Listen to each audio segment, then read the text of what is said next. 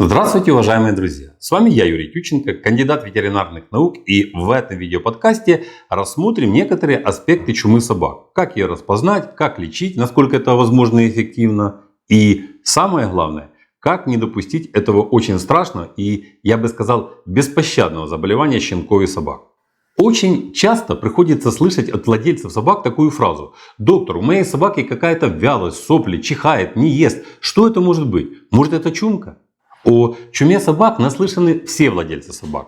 Все ее боятся. Все знают, что если поставлен диагноз чума собак, то шансов выжить у животного очень мало. Процент гибели очень высокий. И иногда этот процент доходит до 90%, чего нет ни при одной другой болезни. А тот маленький процент животных, который и остается в живых, то у них, как правило, навсегда остаются какие-то осложнения. То лапы дергаются, то голова. При этом даже в успешных случаях лечение длится достаточно долго. Оно очень дорогостоящее и, к сожалению, далеко не всегда успешно. Чума собак – это очень острая заразная вирусная болезнь, которая проявляется лихорадкой, воспалением слизистой оболочки глаз, дыхательно-пищеварительного тракта, высыпанием на коже, ну и, конечно же, поражением нервной системы. И, как я уже сказал, что смертность может достигать до 90%. Причиной поражаются все органы и ткани организма. То есть вирус всеядный и беспощадный. Ему самое главное надо попасть в организм. А потом он распространится по всему организму, разрушая все на своем пути. Начиная с кишечника и дыхательных путей и заканчивая поражением нервной системы и головного мозга. Если вирус сначала попадает в кишечник, то у собаки будут признаки поноса. Если вирус проникнет в организм через дыхательные пути, то будут поражения дыхательных путей. Поражаются чумой собаки всех возрастов, но чаще всего щенки. Заражаться животные могут при непосредственном контакте с больными собаками, инфицированными предметами ухода, подстилкой и другими предметами, которые окружают животное. Вирус могут переносить человек, грызуны, а также птицы и насекомые. Инфекция, как правило, попадает в организм через дыхательные пути и пищеварительный тракт. Причем течение чумы может быть самым разным. Болезнь может начинаться медленно, без повышения температуры, а может резко подняться температура, и щенок сгорает буквально за пару дней. В этом-то и кроется основное коварство чумы. Чума собак вызывается вирусом, а так как вирус локализируется в клетках организма, то на него не действуют никакие антибиотики и другие антиинфекционные средства. А начинается все с довольно безобидных симптомов, а именно вялость, сопли, чихание, отказ от корма. Такие симптомы могут встречаться при очень многих заболеваниях, причем при самых безобидных. Это может быть и легкая простуда, например, которая ни на что не влияет и сама по себе проходит через пару дней, а то и раньше. А может быть такая симптоматика и в начальной стадии заболевания собаки чумой.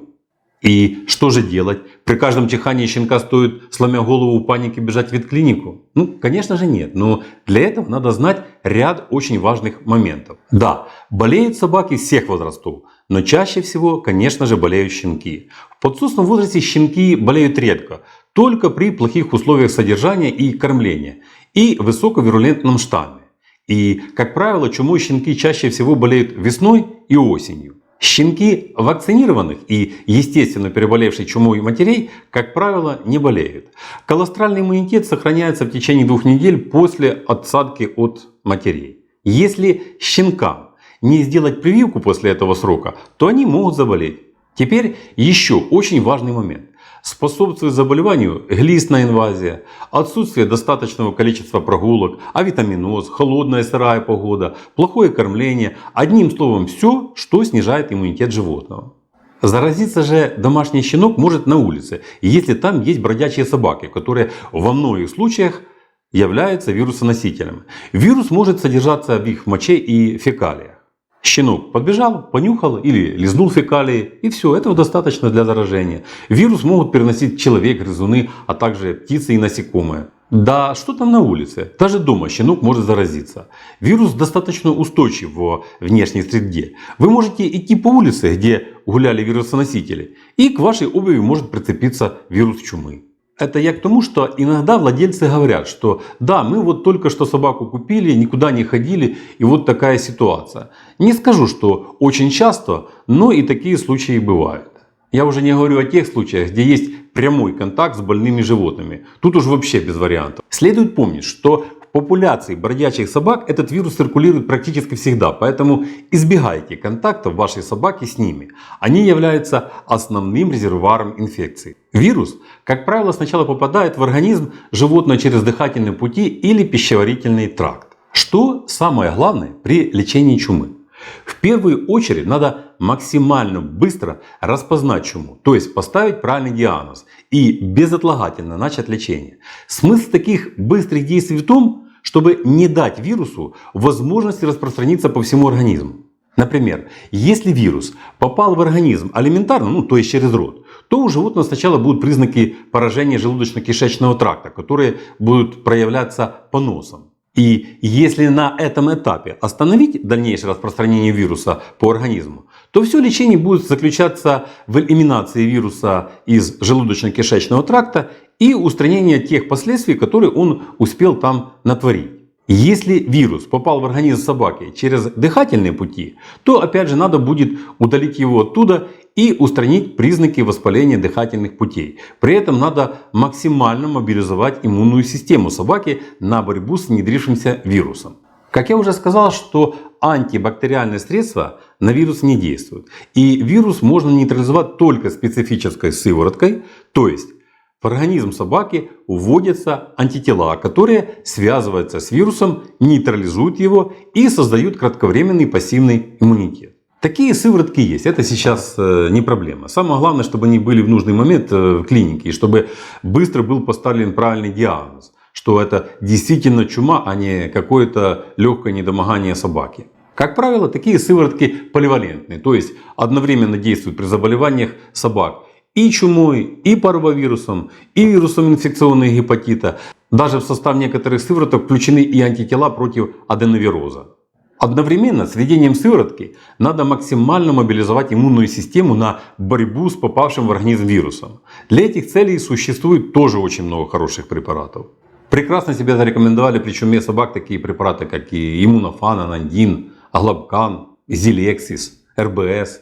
А для ликвидации последствий действия вируса во внедрившиеся ткани применяется симптоматическое лечение. Здесь огромный перечень препаратов, и перечислять их не имеет смысла. Таких препаратов может быть не то что много, а очень много. Все зависит от того, насколько далеко зашла болезнь. То есть все зависит от количества пораженных органов и систем. О лечении чумы в домашних условиях речь вообще не идет. Вернее, о попытках лечения чумы самостоятельно, не имея на то ветеринарное образование. Это под силу только ветеринарному врачу, и то с большим опытом. При лечении чумы собак дай бог, чтобы хоть у ветврача все получилось. Даже при наличии всех необходимых препаратов и своевременно поставленного диагноза. И то, что я сейчас вам перечислил принципы и препараты, которые применяются при лечении чумы, то я это сделал в первую очередь для того, чтобы показать, насколько легко собаке заразиться чумой и насколько сложно и дорого с ней бороться. Хотя это и не безнадежно. И чтобы при малейших подозрениях на заболевание щенка или собаки чумой владельцы и ветврачи не потеряли драгоценное время. Иначе потом придется бороться за жизнь животного на многих фронтах, ликвидируя последствия внедрения вируса в тех или иных органах и тканях. И чем больше будет пораженных органов и тканей, тем больше будет этих фронтов и меньше будет шансов на успех. А второе, на что я хочу обратить внимание, так это то, что сейчас допустить животное до заболевания чумой, это просто вопиющая халатность со стороны или владельца животного, или того, кто занимается продажей щенков. Сейчас вакцин, эффективно защищающих животного от чумы, очень много. И если вовремя сделать прививки, то шансы у щенка или собаки заболеть чумой будут очень минимальными. Своевременно прививайте собак, и вы не будете вообще знать, что такое чума. Щенки прививаются двукратно, начиная с 2-месячного возраста, и затем ежегодно проводятся повторные вакцинации. О ежегодных вакцинациях помните обязательно, ведь болеют собаки всех возрастов. Да, щенки более восприимчивы к чуме собак, но взрослые собаки болеют тоже очень часто. И все равно, даже если ваше животное вакцинировано, старайтесь не допускать контакта своего животного с бродячими собаками, их мочой и фекалиями. Как говорится, от греха подальше. Соблюдая все эти простые правила, вы обезопасите свое животное от заболевания чумой. А пока Всего вам доброго, здоровья вам и вашим любимцам, подписывайтесь на наш канал и до новых встреч!